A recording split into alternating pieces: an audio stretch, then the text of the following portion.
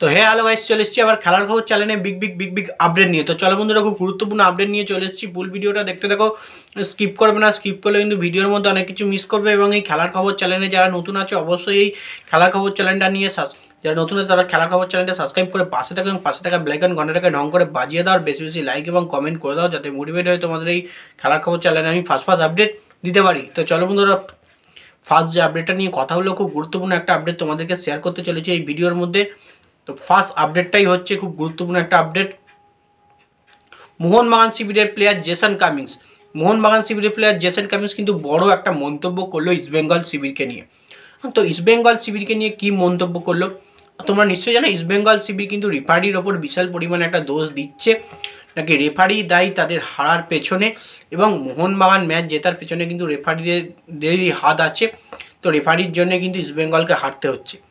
এবং derby match খেলা হয়ে যাওয়ার পর জেসন কামিন্সকে কিন্তু সাংবাদিক সম্মেলনে সেখানে জিজ্ঞেস করা হয় ইস্টবেঙ্গল ম্যাচ হারার কারণ নাকি রেফারি। ইস্টবেঙ্গল কর্মকর্তা থেকে শুরু করে ইস্টবেঙ্গলরা তাই বলছে।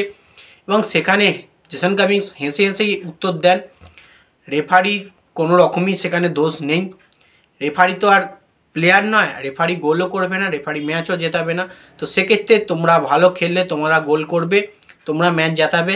এবং অফসাইড না করে গোল করুক এবং পরিষ্কারভাবে গোল করুক, তাহলেই কিন্তু গোল হবে। সেটাকে তো আর রেফারি গোল নাকচ করে দিতে পারবে না। তো সেক্ষেত্রে একটা সঠিক একদম কথা বলেছে, রেফারি গোলও করবে না, রেফারি ম্যাচও খেলবে না।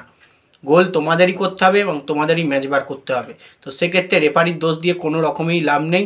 রেফারিরাও কিন্তু মানুষ, ওরাও কিন্তু রেফারিং কাটছে শুধু নয়, ওরাও কিন্তু মানুষ। আমরা যেমন মানুষ, রেফারিও সেরকম মানুষ। তো সেক্ষেত্রে ভুল ত্রুটি একটু আধটু হতে পারে, সব টিমেরই হচ্ছে, সেটা ইস্টবেঙ্গলের ক্ষেত্রে শুধু নয়।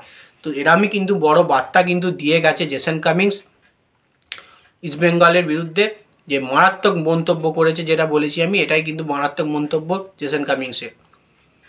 এবং এই জেসন কামিন্সের মন্তব্যটা সঠিক কি ভুল তোমরাই কমেন্ট করে জানাবে। তো এবার নেক্সট যে আপডেটটা নিয়ে কথা বলবো, খুব গুরুত্বপূর্ণ একটা আপডেট তোমাদেরকে শেয়ার করতে চলেছি।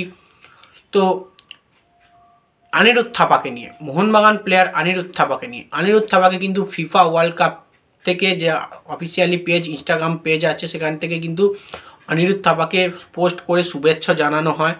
এটা কিন্তু একটা ইন্ডিয়ার হয়ে একটা বড় একটা অনিরুদ্ধ থাপার শুভেচ্ছা জানিয়েছে, বড় একটা পুরস্কারই বলতে চলে। কারণ ফিফা ওয়ার্ল্ড কাপ যেহেতু পুরো দেশটাকে করছে, সেক্ষেত্রে ইন্ডিয়ান প্লেয়ার অনিরুদ্ধ থাপাকেই শুধুমাত্র বেছে নিয়েছে। তার পোস্ট কিন্তু করেছে তাদের ইনস্টাগ্রাম আইডিতে এবং তাকে কিন্তু শুভেচ্ছা জানিয়েছে অনিরুদ্ধ থাপার বার্থডে হিসেবে। অবশ্যই বার্থডে ছিল কাল অনিরুদ্ধ থাপার। এবং অনিরুদ্ধ থাপা একটা দুর্দান্ত মিডফিল্ডার, দুর্দান্ত পারফরমেন্স দেয় ইন্ডিয়া টিমের হয়ে। আমরা দেখে আসছি অনিরুদ্ধ থাপাকে কতদিন ধরে ইন্ডিয়া টিমের হয়ে পারফরমেন্স করছে। তো অনিরুদ্ধ থাপার মতো প্লেয়ার এই শুভেচ্ছা পাওয়া কিন্তু অবশ্যই দরকার। অনিরুদ্ধ থাপার খেলা হয়তো ভালোও লেগেছিল, কোনো কারণেই কিন্তু শুভেচ্ছাটা দিয়েছে। তো এবার বিদেশি একটা প্লেয়ারকে নিয়ে আপডেট দেবো, বিদেশি একটা প্লেয়ারকে নিয়ে খবর দেবো। বিদেশি প্লেয়ারটার নাম হচ্ছে দুসান লাগাটার। এই দুসান লাগাটার হচ্ছে মন্টেনেগ্রো প্লেয়ার, দুসান লাগাটার ফুটবলার। এই প্লেয়ারটা কিন্তু দুর্দান্তভাবে ফুটবল খেলে আসে, আমরা দেখেছি। এবং মিডফিল্ডে অসাধারণ পারফরমেন্স দেয়, স্ট্রাইকিং লাইনে উঠে গোলও করে। তো এই প্লেয়ারটাকে কিন্তু কেরালা ব্লাস্টার পুরোপুরি একদম ডিল ডান করে ফেলেছে। মানে এবার তোমরা কিন্তু কেরালা ব্লাস্টারের জার্সি গায়ে কিন্তু এই মন্টেনেগ্রো ফুটবলার